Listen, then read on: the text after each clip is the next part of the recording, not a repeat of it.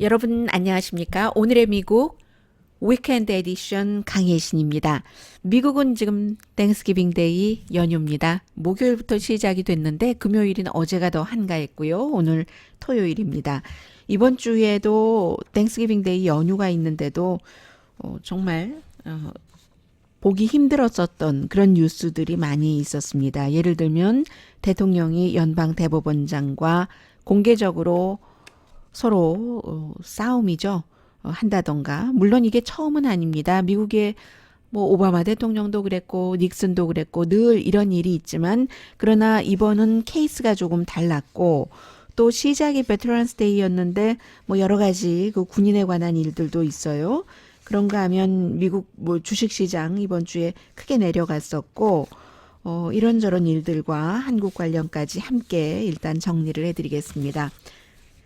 이제는 그 블랙 프라이데이가 지난해와는 달라진 것 같아요. 뭐 예를 들어서 토이즈알러스라든가 토이즈알러스는 전반적으로 요즘 뭐 아마존 같은 데서 워낙에 그 장난감도 많이 팔고 하니까 문을 닫네 아니면 구조 조정을 하네 이런 형편이기는 합니다만은 이번 땡스기빙 데이 때 블랙 프라이데이 때 뭐 아예 뭐 문을 닫았고요. 시얼스도 마찬가지로 시얼스도 파산 그 신청 파산 보호 신청이죠 하고 일부는 문을 닫고 일부는 영업을 하고 그런 정도로 나가는데 그런 면이 있었으면 뭔가를 인구도 많아지고 물건도 사람들이 더 사고 하니까 채워야지 되는데 그 채우는 것을 뭐 거의 온라인이 채우는 거죠. 더군다나 월요일은 항상 블랙 프라이데이가 끝나고 나서 월요일이 온라인 뭐 프리 쇼핑이 아니라 프리 쉬핑 배달을 해주는 곳이 많아서 월요일에 당연히 뭐 또 탑 뉴스는 정해졌고요. 뭐 오늘의 미국에선 크게 다를 것 같지는 않습니다만 그리고 역시 그 온라인과 관련된 그런 쇼핑에서는 아마존 그 페이 이런 것들이 그 크레딧 카드와의 경쟁, 새로운 페이 시스템이잖아요. 이 새로운 페이 시스템을 얘기를 할 때 미국에서도 중국을 많이 말하거든요. 왜냐하면 중국이 워낙에 알리바바라던가 이런 곳에서 모든 정보를 넣어놓고 모바일로 그 온라인 쇼핑을 하고 하는 것들이 결국은 중국 정부가 개인 정보를 취합하는 거죠. 그래서 뭐 편리한 것 같다 하지만 결국은 정부가 나중에는 모든 것들을 다 종합을 해서 그 사람의 크레딧도 매기고 그 크레딧 매기는 것이 이제 그 소셜 미디어와 활동하는 것 또 그 온라인 상에서 물건 쓰는 것 다 종합적으로 정부가 관장을 하기 때문에 결국은 그 사생활 보호라는 어찌 보면 뭐 크게 관련이 없을 것 같기도 하는 이런 뉴스가 정부 쪽으로 이 그 여러 가지 정보가 들어가고 나면은 중국 같은 정부에서는 정부가 국민을 조정을 할 수 있는 자신들의 그 권력을 유지하기 위해서 그렇게 쓰인다는 건데 미국도 지금 뭐 정부가 관장하는 것은 아닙니다만 뭐 아마존 페이 이런 것들이 많이 나와서 나중에는 이게 좀 그런 문제들이 많이 나오겠다 하는 것은 누구나 다 짐작하고 있고요. 아마존이 이래저래 뉴스입니다. 지금 그 트럼프 대통령이 아마존의 그 CEO인 제프 베조스가 워싱턴 포스트의 사주까지 된 뒤에는 너무너무 싫어하기 때문에 공개적으로 뭐 싫어한다고 공표를 하니까요. 그래서 아마존에 관해서 나쁜 뉴스가 나오면 대통령을 지지하는 드러지 리포트라든가 팍스, 브레이트바트 같은 데서 다른 중요한 뉴스도 있는데 도배를 합니다. 아주 중요한 뉴스 가운데서 또 트럼프 대통령에게 좀 해가 되겠다 하는 것은 뒤로 놓고 그리고 이제 이런 뉴스를 앞에 막 그 붙여 놓거든요. 그런데 아마존의 경우는 뭐 워낙에 특히 그 워싱턴 포스트 쪽이 아니라 아마존의 창고에서 일하는 사람들에게 처우가 너무 나쁘다는 것이 잘 알려졌기 때문에 유럽에서 지금 시위하는 것 미국에서 많이 보도하고 있고요. 우리가 로봇인 줄 아느냐? 로봇가 아니다 하고 시위하잖아요. 제가 어제 그 내용을 전해드리면서 그런 생각을 해봤습니다. 그렇기 때문에 그래서 우리가 지금 로봇으로 대체하고 있잖아. 하루에 8시간 일하면서 이것저것 좋게 해달라고 하는 사람 대신 24시간 아무 말 안 하고 일만 하는 창고에 로봇으로 지금 채우고 있잖아. 이렇게 말하는 소리가 들리는 것 같았습니다. 아무튼 미국의 추수감사절에 시사만평에서 가장 제가 많이 본 내용들은요. 식탁에서 정치 얘기하는 것 아니야. 그러면 저 뒤에 좀 봐봐. 하고는 뒤에 그림 보면은 만화인데 보면은요. 남자들이 막 멱살 잡고 싸웁니다. 이런 거 아무튼 땡스기빙 데이를 내일이면 일요일이고 끝나갑니다. 중요한 것, 땡스기빙 데이 연휴 기간 동안에 전례 없는이라고 많은 언론이 보도했지만 전례 없지는 않았습니다. 정말 닉슨도 대법원장과 본인이 뭐 원하지 않는 식으로 판결을 내렸다던가 했었을 때 공개적으로 비난을 했고 오바마도 그랬고 제일 미국에서 연방 대법원장과 대통령의 싸움이 뭐 확실했었던 것은 루즈벨트의 그 뉴딜 계획을 그 당시에 대법원장이 싫어해서 대법원장이 연방 상원에 이것이 안 된다는 편지까지 보냈죠. 그런데 그때는 트위터가 없었기 때문에 공개적으로 이렇게 치고받고 한 건 아닙니다. 뭐 그런가 하면 아브라함 링컨은 그 당시에는 대통령이 아니었네요.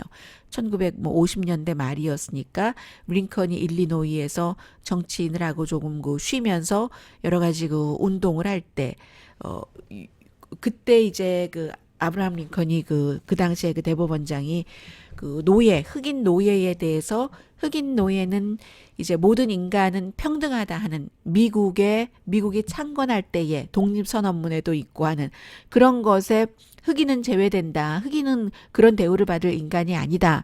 라고 하는 그 판결에 대해서 아브라함 링컨도 막 싸웠던 것이 있지만 말씀드리다 보니까 아브라함 링컨은 그 당시에는 대통령이 되기 한 몇 년 전이었습니다.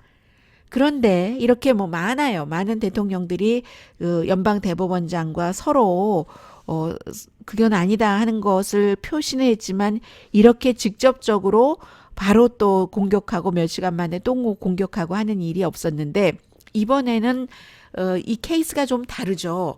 왜냐하면 연방 대법원장이 대통령에게 대통령이 특정한 법관을 꼭 집어서 공격을 했을 때 그 법관을 연방 대법원장으로서는 보호하는 것이고 그 법관을 보호한다는 것은 이게 이제 그 사법권 독립에 관한 케이스였기 때문에 다른 겁니다. 뭐 아브라함 링컨이 흑인에 관한 것이라던가 뭐 오바마도 민권에 관한 것으로 이제 연방 대법원장과 그때 좀 얼굴을 붉히고 했었던 것이 있는데 이번에는 미국이 뭐 대통령이 있고 그러니까 행정부요. 대통령을 중심으로 한 그리고 입법부가 있고 사법부가 있는데 사법부의 독립에 대해서 그게 제9항소법원이 대통령이 원하는 대로 난민 케이스에 대해서 하지 않았다. 반대로 했다 해서 제9항소법원 판사가 오바마 판사라는 얘기였잖아요.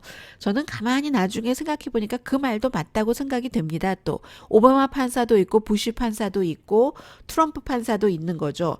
다만 그러나 이제 더 맞게 그 말씀을 드리려면 그게 오바마, 부시, 트럼프 판사라기보다는 보수 판사와 진보 판사라고 보는 게 옳고 그렇기 때문에 어떤 경우에는 보수 판사도 케이스에 따라서 진보적인 곳에 손을 들어서 5대4가 되기도 하고 지금은 조금 힘들어졌습니다만 보수 쪽이 많아지고 너무 확고한 사람들이기 때문에 이제 그게 좀 힘들어지긴 했습니다만 미국의 연방 대법원의 운영 자체가 지금까지는 특정한 예를 들어서 레이건이 임명을 했던 샌드라 데이 오코너 같은 경우에도 레이건 대통령이 보수니까 임명을 했을 때는 아주 보수일 것이다 했는데 나중에 샌드라 데이 오코너가 판결한 것을 보면은 진보 쪽으로도 많이 했고요. 여성이고요. 그런 게 있고 존 로버츠도 마찬가지죠. 부시가 임명을 했지만 오바마 케어에 손을 들어준 사람이고 그렇게 보면은 오히려 민주당 대통령들이 임명을 한 연방 대법관 내지 대법원장이 더 성공했다고 볼 수 있는 거죠. 이념적으로 보면은 진보 쪽에서 보수 쪽으로 가는 일은 거의 없었는데 제가 이제 대체적으로 본 지난 몇십 년 동안만 하더라도 그런데 보수적인 대법원장이나 대법관이 진보 쪽으로 투표를 던지는 그런 경우가 많았거든요. 그리고 상당히 보수 진보로 나뉘어 있는 게 사실이에요. 왜냐하면 지금 뭐 85세가 된 루스 베이더 긴스버그 진보적인 이 여성 대법관이 85세인데도 트럼프 대통령이 좀 물러났으면 그러면 내가 보수 대법관을 한 명 더 얹어놓고 나의 인기도 더 다져가고 할 텐데 하지만 이 사람이 물러나지 않잖아요. 나는 뭐 과거에 다른 대법관의 예를 보면 5년은 더 할 수 있을 것이다 하고 실제로 건강도 좋아서 얼마 전에도 넘어지고 나서도 그 다음날 뭐 바로 일하고 하는 이런 것. 아니면 앤서니 케네디가 은퇴를 했을 때 오바마 때 은퇴 안 했잖아요. 이번에 은퇴하고 나서 그 말도 많고 탈도 많았던 브렛 캐버나우가 임명이 됐는데 지금 그 앤서니 케네디 같은 경우도 물론 그 아들이 트럼프 대통령이 사업할 때 미국 은행에서는 그 사업체가 하도 그 의도적인 그 파산을 4번이나 했잖아요. 4번이나 하고 돈 다 챙기고 했고 하니까 미국 은행에서는 트럼프 대통령 사업할 때 큰 돈을 빌려주질 않았습니다. 그럴 때 이제 도이체뱅크에 가서 앤서니 케네디 대법관의 아들이 그곳에 이제 부동산 관련 부서에서 일을 했는데 지금은 이제 부사장인가 그렇습니다. 거기서 이제 미국 은행이 안 해주는 융자를 해줬죠. 그런 서로의 관계도 있기는 있지만 앤서니 케네디라는 사람이 뭐 약간 스윙 볼트 역할도 했지만 어쨌든 그 기본적으로 보수기 때문에 그 보수 대통령이 들어왔을 때 자신이 물러나서 캐버나우를 그 자리에 얹어놓는 그리고 캐버나우가 과거에 그 자신을 위해서 일도 해줬고요. 그런 일을 그 했고 그런데 뭐 나중에 이제 스몰 그룹에서 조금 그 다른 얘기도 하긴 했지만요. 어쨌든 이렇게 미국 연방 대법관도 전혀 색깔이 없이 무색, 무취, 중도는 아닙니다.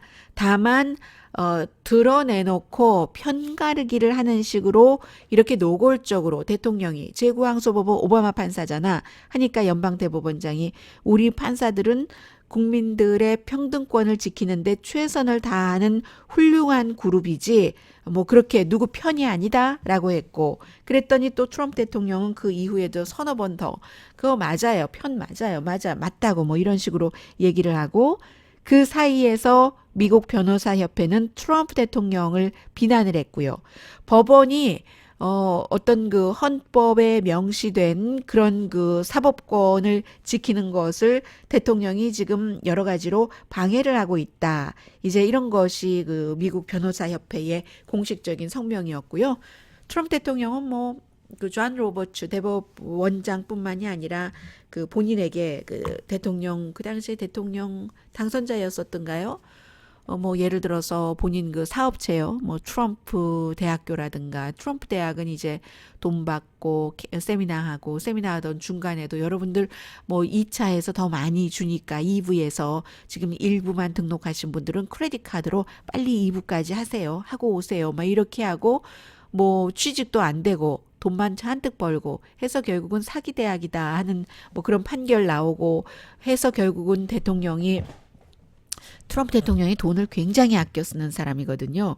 뭐 본인의 무슨 뭐 베드룸이라든가 모든 집안 이런 것을 지금의 백악관도 다 무슨 금 색깔 실제로 금장하고 이런 것을 좋아하지만 아주 돈을 아끼는 사람입니다. 아껴 쓰는 사람입니다. 대표적이에요. 그 부자들 가운데서 돈을 일전도 정말 아껴 써서 예전에 아버지하고 같이 공사장 뭐 부동산을 아버지 때부터도 했으니까요. 다닐 때 막 눈을 붉히고 페니짜리를 찾아 넣고 하는 뭐 좋은 습관이죠. 어쨌든 그 이쪽 일면으로 보면 그런 사람인데 결국은 그런 트럼프 대통령이 그 트럼프 유니버시티에 대해서 엄청난 돈을 결국은 돈 내고 그 피해자들 합동 소송한 것을 합의를 했는데 그때도 이제 본인에 대해서 본인이 원하는 판결을 내리지 않은 판사에 대해서는 저 사람 멕시칸이기 때문에 공정한 판결을 할 수 없는 사람이라고 그렇게 공개적으로 얘기를 했고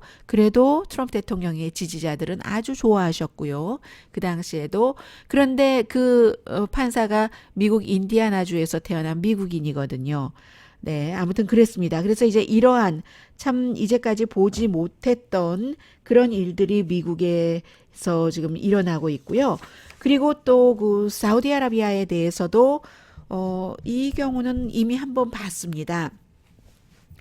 사우디아라비아의 왕세자가 본인에 대해서 또 사우디의 지금 정책에 대해서 좀 따가운 소리를 워싱턴 포스트 칼럼 등을 통해서 쓰는 미국 영주권자고 사우디아라비아 국적의 자말 카쇼기라는 칼럼니스트를 살해하라는 지시를 했다는 게 미국의 CIA의 결론입니다. CIA가 이제 그 터키로부터 오디오도 받고 CIA 국장이 쥐나 헤스펠이 터키에 가서 직접 다 만났잖아요. 관계자들 만나고 그런 결론을 내렸는데도 트럼프 대통령은 결국은 CIA의 결론을 못 믿겠다는 겁니다. 이게 미국 모든 정보국이 만장일치로 러시아가 미국 대선에 2016년도에 개입했다는 그 결론에 대해서 대통령이 블라디미르 푸틴이 아니라고 하지 않느냐. 아니라고 하는데 그럼 나보러 어쩌라고 하는 말이냐. 사우디아라비아의 왕세자가 아니라고 하지 않느냐. 뭐 그랬을 수도 있고 아닐 수도 있고 설령 그랬다 한들 우리가 그 사우디에 무기 파는 것을 포기할 수는 없지 이런 말을 계속 해왔는데 결국은 사우디아라비아가 미국 대통령이 미국 정보국의 발표를 결론을 못 믿는다고 하니까 그 말을 그대로 인용하기 시작했습니다. 미국 CIA는 믿을 만한 기관이 아니다. 지금 사우디에 대해서 이런 보고를 한 것도 믿을 수가 없다는 겁니다. 그래서 제가 지금 말씀드리고 싶은 것은요. 뭐 오늘의 미국 방송 시간에 많이 전해드렸으니까요. 대통령은 오일 값도 사우디아라비아 때문에 내려지고 있고 이것도 꼭 사실이 꼭 그렇지는 않습니다. 그리고 뭐 항공기 같은 거 사는 거 그런데 사우디아라비아가 그동안 미국에서도 사고 러시아에서도 사고 유럽에서도 사고 여러 가지를 샀는데 유럽 거 지금까지 돈 많이 주고 산 것을 계속 가지고 가려면 부품을 미국에서밖에 살 수가 없어요. 다른 나라 제품이 다르잖아요, 서로. 그리고 갑자기 미국 것을 뺄 수도 없는 형편이고 오일도 대통령이 얘기하는 최저값, 최상값이 그런 정도 아니고요. 그런데 제가 여러분들께 더 말씀드리고 싶은 것은 이제 뭐 트럼프 대통령이 독재자를 좋아하는 경향은 다분해져서 사우디도 사실은 이번에 그 MBS요. 무하메드 빈 그 살만 그 아버지 이전에는 사우디는 독재는 아니었습니다. 왜냐하면 사우디를 그 창건한 그 왕 자체가 그 아들이 아니라 형제들에게 쭉 권력을 주면서 권력이 분산이 된 거죠. 여러 부서에 뭐 이 사람 저 사람 저 사람이 됐는데 지금 MBS의 아버지 킹이 아직도 살아 있잖아요. 82세인가 그렇죠. 그 킹이 이 정권을 아들에게 물려주고 이 아들이 나머지 왕족을 다 뭐 리치 칼튼에 가둬놓고 돈 다 빼내고 권력을 쫙 약하게 해놓고 난 다음에 리치 칼튼에서 풀어줬잖아요. 그러니까 지금은 이 왕의 왕세자 MBS가 다 장악을 하고 있는 겁니다. 그러니까 이게 독재로 확실하게 가는 길이죠. 그리고 트럼프 대통령은 대통령 되기 전에도 굉장히 사우디와 뭐 사업을 많이 하고 있었고 사업 연관이 있고요. 그런 저런 관계로 더군다나 사위가 사우디의 왕세자와 아주 친하니까 사막에서 별밤 보면서 텐트 치고 뭐 몇 밤 며칠을 같이 자고 먹고 했었던 그런 저런 것 때문에도 여러 가지 연결이 많이 돼 있고 또 조 스카보로 같은 전에 연방 하원 의원을 했고 지금 MSNBC의 모닝조라는 스카보로 그 쇼를 진행을 하고 있는 조 스카브로는 트럼프 대통령은 이미 여러 가지 상황에 볼 때 초선에 당선될 때도 대통령을 원했던 게 아니라 대통령 후보로서 돈을 벌고 싶었는데 그게 덜컥 당선되고 나니까 이렇게 삐거덕거리면서 오기는 하는데 이 사람은 재선을 나갈 사람이 아니다. 더군다나 중간선거 이후에는 여러 가지 그 분위기가 많이 바뀌고 있고요. 해서 엑스 프레지던트로서 전 대통령으로서 사업하는 구상을 지금 다 펼치고 있는 거다. 그게 사우디와 관련된 것이고 모든 것이 다 그런 것이다 라고 얘기하는데 제가 여러분께 말씀드리고 싶은 것은 이 점입니다. 대통령이요. 미국 CIA가 여러 가지 자료를 다 분석을 해서 사우디의 왕세자가 자말 카쇼기를 마음에 들지 않는다고 그 살해 지시를 한 것이 맞다라고 결론 내렸는데 대통령이 그게 아니다 라고 얘기를 하면요. CIA가 앞으로 어떻게 하겠습니까? CIA도 미국의 CIA도 굉장히 뭐 자존심이 있고 국가를 위해서 일한다 이런 생각이었지만 현 대통령이 더군다나 아주 강력하게 이걸 싫어하면서 그럴 때 앞으로는 보고서를 대통령이 원하는 방향으로 쓸 가능성도 많습니다. CIA의 국장을 누가 지명하고 임명했습니까? 지나 해스펠. 미국에서 그렇게 싫어하는, 설령 미국은 적의 포로라 할지라도 고문하고 하는 거 싫어하잖아요. 그런데 그런 고문을 여성이긴 합니다만은 또 미국에서 그것도 얼마나 위선적이에요. 미국 땅에선 할 수 없다고. 그 부시 시절입니다. 다른 나라 땅에다가 비밀 감옥 지어놓고 거기서 고문하고 고문한 거 다 사진 찍고 나중에 문제될 수 있으니까 다 지워버리라고 지시하고 했었던 사람이 지금 미국 CIA의 지나 해스펠 국장입니다. 그래서 많은 사람이 그럴 순 없지 하고 반대를 할 때 트럼프 대통령이 강력하게 밀어서 자리를 유지하고 있는 사람이 지나 해스펠 CIA 국장입니다. 그러면 국장 밑에서 일하는 사람들은 어차피 일을 해야지 되는데 그 국장이 있는 한은 국장 말을 뭐 이래도 되고 저래도 될 때 따르겠어요? 안 따르겠어요? 이 국장은 이래도 되고 저래도 될 때 트럼프 대통령을 위해서 일하겠어요? 안 하겠어요? 트럼프 대통령 입맛에 맞추겠습니까? 안 맞추겠습니까? 그럴 때 큰 인스티튜션, 제도, 조직, CIA라는 능력이 강해질까요? 약해질까요? 이게 저는 이제 가장 걱정되는 부분이고 기본적인 부분이기도 한 거죠. 이제 앞으로는 뭐 적당히 그 자리에서 다 생활인인데 먹고 살려면 어차피 대통령은 바뀌니까 아이 그 사이에라도 뭐 대통령 비율 좀 맞추자 하는 분위기가 그 전보다는 있을 가능성이 상당히 높겠죠. 아니면 굉장히 고든 사람이 있어서 나는 홈리스 피플이 되더라도 우리 아이들 지금 학비도 많이 들어가는데 아이들도 나 몰라 좀 무책임할지는 모르지만 나라가 우선이야 하면서 대통령에게 영 반대하고 그러면은 해고되는 거죠. 이 트럼프 대통령 아래서는 그럴 확률이 높은 거죠.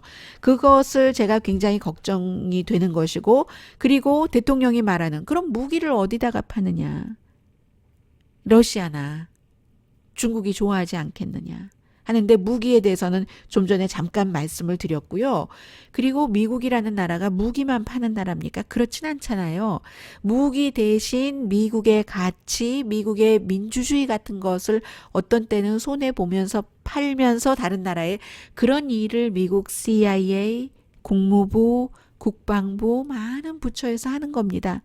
그런데 그게 과연 손해만 보는 일일까요? 그렇진 않다는 거죠. 다른 걸로 또 메이크업하고 또 미국이라는 나라 믿는 그런 것이 있으니까. 그래서 이 사우디의 이슈는 일단 대통령과 CIA가 서로 반대적인 입장을 가고 이 사우디아라비아가 그 봐라 미국 대통령 그렇게 말하지 않느냐. 미국 CIA 못 믿어요. 이 부분이 굉장히 걱정되는 부분이고요. 이 이슈는 뭐 한마디로 끝내겠습니다.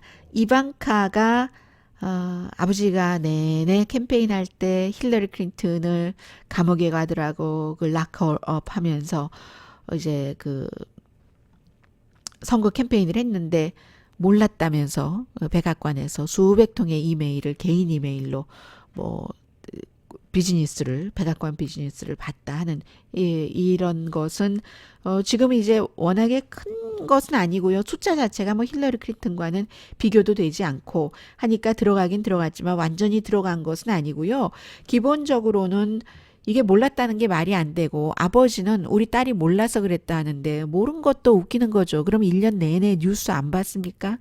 선거 캠페인에서 일했고 선거 인수팀이고 백악관 대통령 뭐 선임 자문인가 선임 고문인가 아니면 그냥 자문인가 고문인가 무슨 일을 하는지는 모르지만 어쨌든 백악관에 자신의 사무실도 있고 세계 지도자라는 지도자는 다 만나고 중국에서 상표권 뭐 거의 20개나 되는 특권은 다 받고 일본에서도 돈 엄청 받고 뭐 한국에서도 줄 수 있으면 다 줬겠죠. 그런데 주고 싶어도 주려다가 안 와서 못 준 적도 있고 그러는 이방카입니다. 지금 미국의 정치에 한가운데 들어가 있는데 난 몰랐다. 그리고 본인은 전혀 아무 얘기도 하지 않고 이게 지금 이미 미국의 하원은 레임덕이거든요. 공화당 하원은 새로 민주당이 들어갔을 때 완전히 끝난 이슈라고 보여지지는 않습니다. 이번 주에 이런 일이 있었고요. 그리고 군인에 관한 얘기가 너무 많았어요. 뭐 일단 그 월요일이 베테랑스 데이인데 국립묘지 대통령 안 갔고 바빠서 안 갔다고 했는데 바쁘진 않았고요. 그날 스케줄은 없었는데 아무튼 안 갔습니다. 추수감사절 때 또 그 군인들과 컨퍼런스 전화를 했는데 그 컨퍼런스 전화에서 보통은 컨퍼런스 전화를 한다던가 아니면 직접 찾아가죠. 그런 날 찾아가서 하이파이브 하고 하죠. 군인들과 어떤 뭐 군 기지에 가서 뭐 해외가 돼도 좋고 그런데 이제 컨퍼런스 전화를 아주 길게 하면서 온갖 그 정치적인 얘기 다 얘기를 했습니다. 이민, 사우디아라비아 그리고 내가 추수감사절에 가장 감사하는 것은요 하니까 내가 훌륭한 가족을 둔 게 감사하고 내가 지금까지 이 나라를 위해서 그 전에 사람들이 하지 못했던 많은 일들을 2년 동안 한 것에 너무 감사한다 라는 게 대통령의 얘기였고요. 그리고 이제 또 하나는 뭐 전쟁터에 가지 못한 건 너무 바빠서 못 갔다고 했는데 바빠도 지난달 이달을 빼고는 그 주말마다 늘 여기 가서 골프 치고 저기 가서 골프 치고 굉장히 많이 했잖아요. 그러니까 바쁘다는 것은 좀 말은 안 되는 것 같고 또 하나 군인과 연관되는 것이 이번 주에는 그 멕시코에 캐러반이 몰려온다면서 군인들을 잔뜩 보냈는데 그 군인들 뭐 집으로 돌아오고 있는 군인 많고요. 그리고 군인이 어디 갈 때는 그 사람들이 침략자라 위험해서 군인을 보낸다고 했는데 그러면 총 들고 보내야 되는데 총은 하나 또 못 들고 있는 겁니다. 그 군인들이 다른 민간인들이 하는 일들을 보조하는 일밖에 못 하는 거예요. 그리고 뭐 국경 수비대라든가 이런 사람들이 하는 일을. 왜냐하면 미국은 미국 군인이 난민들이 와서 난민 신청을 할 때 그것을 직접 관장할 수 없게 돼 있기 때문에 군인들이 뭐 보내지긴 했지만 그 군인들이 총 들고 간 게 아니에요. 보조 역할이었고요. 그러나 그 부분은 난민 문제는 미국 땅에 들어오기 전에 멕시코에서 머물면서 미국 난민 신청 과정을 거치도록 하는 것을 멕시코의 신임 대통령과 합의를 일단은 받았다는 게 워싱턴 포스트의 보도입니다. 백악관의 공식적인 발표는 아니고요. 그러니까 그 부분은 이제 다음 주에 좀 봐야 될 것 같고요. 또 이번 주에 뭐 주식 시장이 굉장히 흔들렸었잖아요. 테크놀로지 주식이 아마존, 페이스북, 뭐 구글의 모회사인 그 알파벳이요. 구글 자체가 아니라 넷플릭스 이런 기술주들이 많이 그 떨어졌는데 그리고 나서 뭐 타겟 같은 전통적인 그 박스 스토어 같은 데도 예상만큼 수익률을 못 내서 굉장히 그 떨어졌고요. 그런데 사실은 기술주들이 떨어진 것 가운데 그 이유가 포함되는 게 무역 전쟁도 있어요. 그 애플 같은 경우 그 뭐 전화기 팔리는 것 이런 것들이 그 중국과 전쟁에서 조금 덜 팔릴 수도 있고 그런 부분도 있는데 내년에 그 경제 전망에 대해서는 제가 따로 시간을 내서 말씀을 드리겠습니다만은 주식을 포함해서 주택 시장은 뭐 이미 차가워졌고요. 내년에 그 미국 경제는 별로 그다지 좋아 보이지 않는다라는 그 정도 말씀드릴 수 있을 것 같고요. 그리고 지금 기후 변화에 대해서 그 지금 트럼프 행정부에서 나온 보고서입니다. 그 전부터 쭉 연구를 하던 거니까 뭐 갑자기 또 대통령 입맛에 맞게 바꿀 수도 없는 일이고 나온 것 보니까 지금 당장 어떤 일 처리를 하지 않으면 뭐 미국이 큰일을 맞이하게 됐다 이런 보고서가 나왔던데 그나저나 이 그 뭐 기후 변화도 가짜다 혹스다라고 많이 얘기했었잖아요. 트럼프 대통령이 요즘은 또 부분적으로 시인하는 것 같기도 하다가 다시 또 뭐 가짜라고 얘기했다가 뭐 좀 걷잡을 수 없이 말을 하고 있습니다만 여러 가지를 돈의 모든 것을 다 포커스를 두면서 뭐 환경 규제 같은 것도 없애고 해서 일단 그 사업하시는 분들이 좋다고 하시는 분들도 계시는데 그런 것들을 사람들이 이제 고소를 하기 시작하니까 점점 드러나는데 그리고 보니까 이 규제를 너무 약화시켜서 사람들이 다치고 일하는 사람들이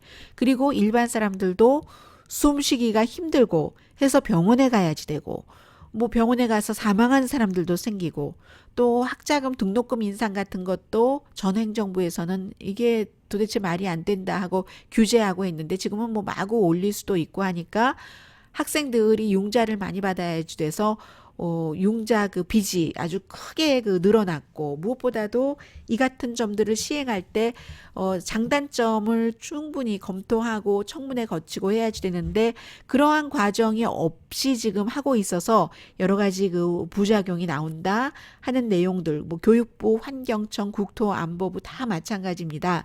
한 가지 목표가 연방 정부 지출 줄이기다. 그렇게 얘기를 하고 있거든요. 그런데 이렇게 저렇게 해서 지출을 줄이는 게 아니라 오히려 막 더 비용이 늘어나고 사람이 숨지고 한다는데 소송하면은 또 소송비도 물어줘야지 되고요.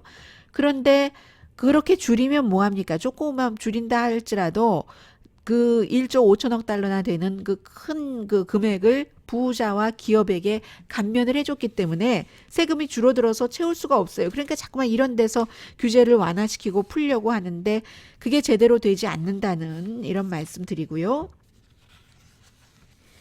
이번 주 한국에 관해서 지금 오늘 좀 전에 나온 뉴스 가운데 하나가 유엔에서는 지금 한국과 북한의 뭐 철도 프로젝트 같은 것을 재개하는 것을 유엔 제재에서는 예외로 한다는 그렇게 이제 지금 결론이 났어요. 물론 그렇다고 주요 투자하는 것을 허용한다는 것은 아닙니다. 일단 연구해 보십시오. 연구해 보십시오 하는 그 정도거든요. 그런데 이제 미국이 그동안 계속 그 유엔 제재 위반이다, 제재 위반이다 했는데 유엔에서 이 부분은 그 예외로 하기로 지금 결정했다는 것 나왔고요.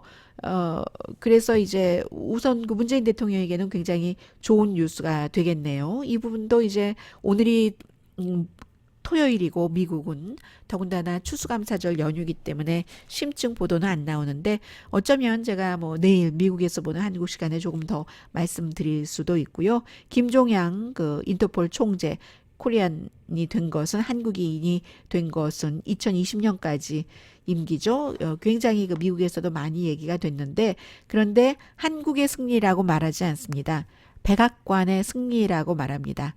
그래서 제가 어떤 게 생각났냐면요. 이번에는 이제 그 러시아가 된다면 굉장히 러시아가 그 인터폴을 정치적인 목적으로 활용할 것이다 해서 싫어했었고 중국의 경우는 지금 인터폴 총재가 중국에 갔다가 뭐 마음에 안 든 거죠. 중국 정권에 사라졌다가 지금 뭐 조사받고 있는 것으로 나왔는데 한국의 승리라고 하지 않고 백악관의 승리라고 말하고 있습니다. 미국이 한국을 밀었다는 얘기예요.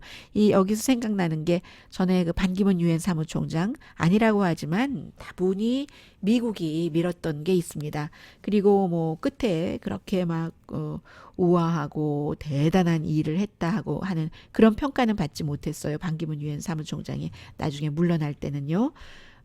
지금 그런 얘기 있고 그리고 여기까지 할까요? 여기까지 하고 다음 주에는 앞서 말씀드린 우선 지금 멕시코의 그 인수 과정이겠네요. 그 안드레스 마니엘 로페즈 오브라도 그 대통령 당선자가 제목 자체는 Remain in Mexico, 멕시코에 남아있다 이렇게 붙였네요. 난민 신청을 미국으로 하고 들어오지 않고 멕시코에서 난민 신청을 하는 동안에는 있도록. 그런데 그 멕시코에서도 지금 뭐 티와나 같은데 굉장히 그 문제가 많다고 하는데 미국에서는 과연 어떠한 그것을 통해서 멕시코를 설득을 시켰을까? 지금 워싱턴 포스트의 보도가 맞다면요. 공식적으로 발표된 것은 아니지만 그런 것이 조금 궁금해지기도 하고요.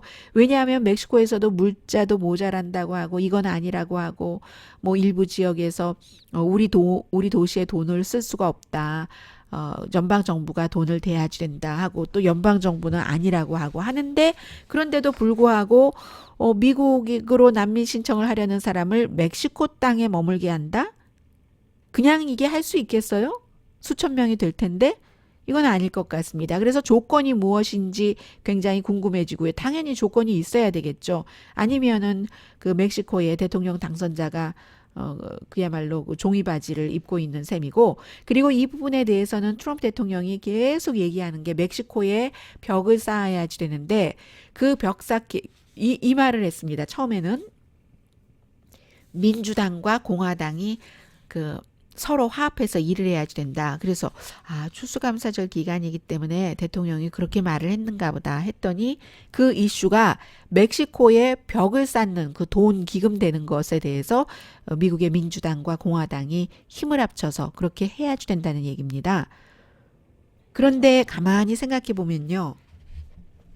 이제는 뭐 2년이 지나기는 했지만 그 선거 캠페인 도중에도 그렇고 불과 몇 개월 전까지만 하더라도 대통령이 계속 멕시코 장벽 쌓는 것은 멕시코가 돈 된다고 했어요.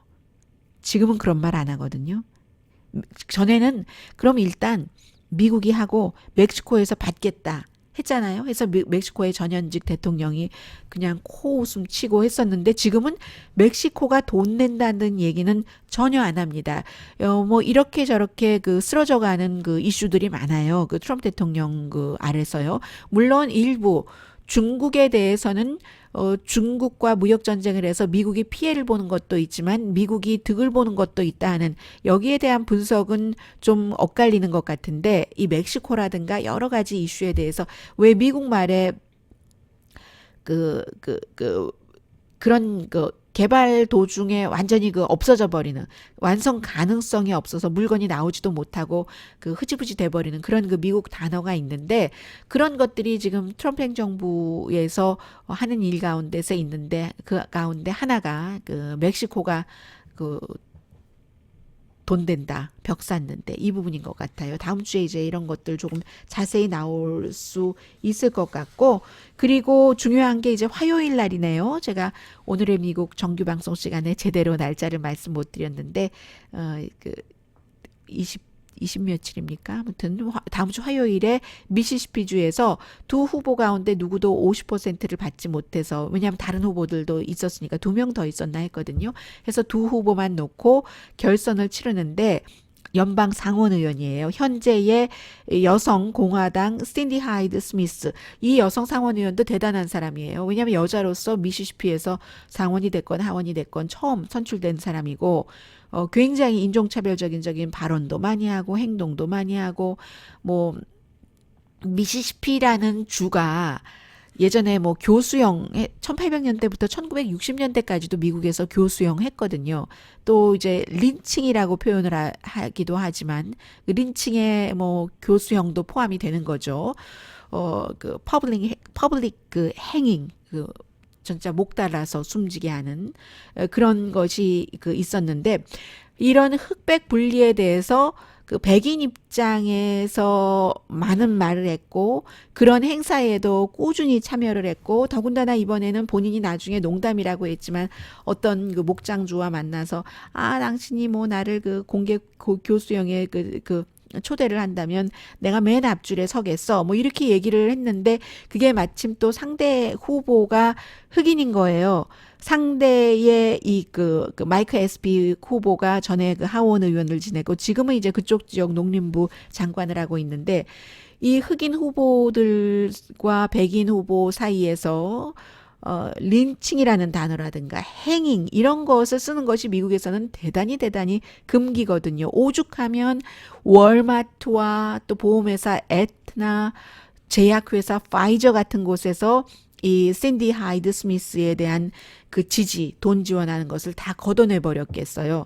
그런데 이제 이 대통령의 강한 지지를 받고 대통령이 월요일 날 가겠죠. 이제 미시시피 이곳저곳을 가서 표를 샌디 하이드 스미스에게 찍어주라고 할 테고 만약에 참 힘든 거죠. 미시시피에서 민주당 흑인 상원 의원이 나온다는 것이 정말로 놀랄 만한 일인 거죠.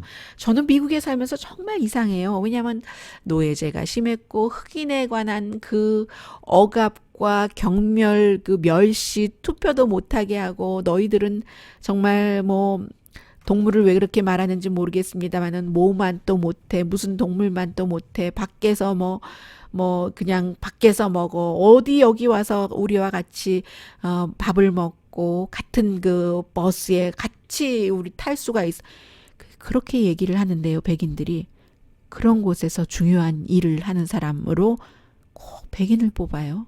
흑인들이 정말 이상하거든요. 정말 이상해요. 정말 미스테리어스한 일이에요. 참 이상합니다. 아무튼 미시시피주에서 제가 이 흑인 연방 상원 의원이 나온다면 깜짝 놀랄 것 같아요. 그래서 제프 세션스 같은 백인 흑인들에게 그렇게 차별적이었던 검사가 알라바마 같은 흑인들이 많은 데서 백인으로서 계속 오랜 동안 정치 생활을 할 수 있었던 겁니다. 참 이상해요. 정말 인간은 이상해요. 인간은 정말 이상합니다. 다음 주에 이걸 굉장히 중요하게 봐지는 그런 선거고요. 그 사이에 제가 한번 볼까요? 제가 제 웹사이트를 한번 열어보고요. 혹시 그런 분들이 계실지 모르겠습니다만은 제가 운영하고 있는 웹사이트가 있는데 지금요 누군가가 비트코인과 관련해서 뭔가 문제가 생겨서 제가 지금 웹사이트를 다 완전히 지금 클리어하고 있는 과정이거든요. 그런데 지금 미시시피 그 선거 말씀을 드립니다만 하원은 그 민주당이 38표를 더 가졌네요. 38표를 더 가졌기 때문에 그래서 하원은 지금 아직까지 두 군데가 확정되지 않았고 뉴욕인데 그 두 군데뿐만이 아니라 두 군데도 정말 그 민주당이냐 공화당이냐 잘 모르겠어요. 그래서 어떻게 될지 모르겠고 그리고 뿐만이 아니라 캘리포니아주에 제가 21지구를 좀 보려고 합니다. 캘리포니아주 21지구도 지금 월요일에 또다시 나오거든요. 그런데 거의 공화당과 민주당이 막상막하이기 때문에 또 한 석 캘리포니아주에서는 갖게 될 수도 있다 말씀을 드리겠고요. 또 그 영킴 후보 같은 경우는 마지막에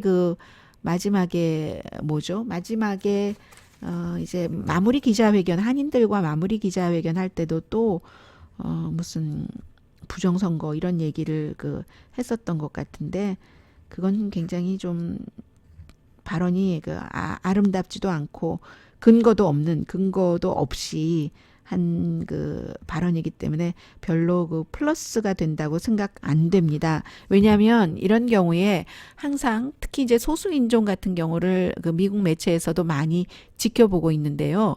네스티하다고 생각을 하기가 쉽거든요. 미국 일반 사람들도 신문이나 방송을 듣고 보는 사람들도 졌으면 깨끗이 지는 거지. 지금 표 차이가 보면은 6,350표가 났거든요. 어제 6,000표인데 계산을 하면 할수록 지금 상대 후보에게 많이 가서 6,350표로 영킴 후보는 민주당의 길 시스네로스 후보에게 졌는데 근거 없이 부정투표다 이런 말은 안 하는 것이 영킴 후보에게 나중에 좋습니다. 나중에 좋아요. 그래서 지금 미미 월터스 후보는 한 번 그런 말 하다가 그런 말 안 하잖아요. 싹 안 하잖아요. 영김 후보도 그런 말 안 해야지 다음번에 기회가 생깁니다.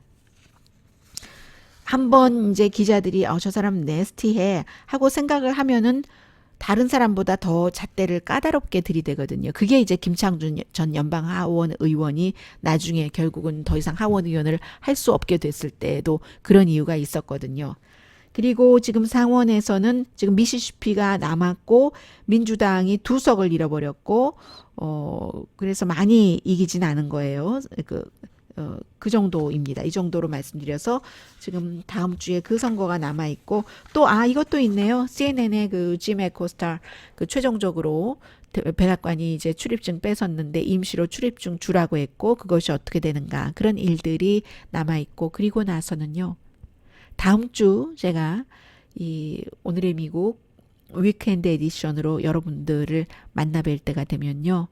12월 1일이 됩니다. 내일 미국에서 보는 한국 시간에 뵙겠습니다. 강혜신이었습니다.